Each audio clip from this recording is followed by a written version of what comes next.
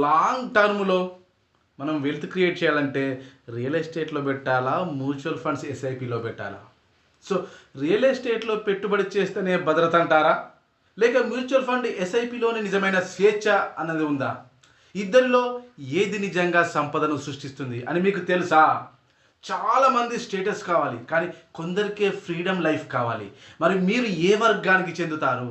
మనలో చాలామందికి నా దగ్గర సొంత ఇల్లు ఉండాలి, ప్లాట్ ఉండాలి అనేది మనసులో ఒక గాఢమైన కోరిక. అది తప్పు కాదు. కానీ కష్టపడి సంపాదించిన డబ్బు మొత్తం ఒకే ఆస్తిలో పెట్టడం సరైన నిర్ణయమా? రియల్ ఎస్టేట్‌లో రిటర్న్స్ రావడానికి సమయం ఎక్కువగా తీసుకుంటుంది. కానీ లిక్విడిటీ చాలా తక్కువగా ఉంటుంది. మీకు అనుకూలంగా మనీ తీసుకోవడం తక్కువ. ఒక ప్రాపర్టీ అమ్మడానికి కొన్ని నెలలు పడతాయి. డాక్యుమెంట్స్, బ్రోకర్స్, టెనెంట్స్ హెడేక్ ఎక్కువగా ఉంటుంది. లీగల్ డిస్ప్యూట్స్, ఎంక్రోచ్‌మెంట్స్, మెయింటెనెన్స్ ఇవన్నీ మీ టైము, ఎనర్జీ, హెల్త్ అన్నీ తీసేస్తాయి కదా రియల్ ఎస్టేట్‌లో. Average return to 7-10% per year. అది కూడా రైట్ లొకేషన్, రైట్ టైం ఉంటే మాత్రమే.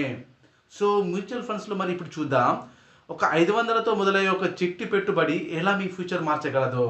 ఎస్ఐపి అంటే సిస్టమేటిక్ ఇన్వెస్ట్మెంట్ ప్లాన్. ప్రతి మంత్ ఒక చిన్న మొత్తంలో పెట్టి ఒక డిసిప్లిన్‌తో కొనసాగిస్తే పవర్ ఆఫ్ కంపౌండింగ్ ద్వారా మనీ మీకోసం పనిచేస్తుంది. ఇది flexible, liquid, transparent, expert managed.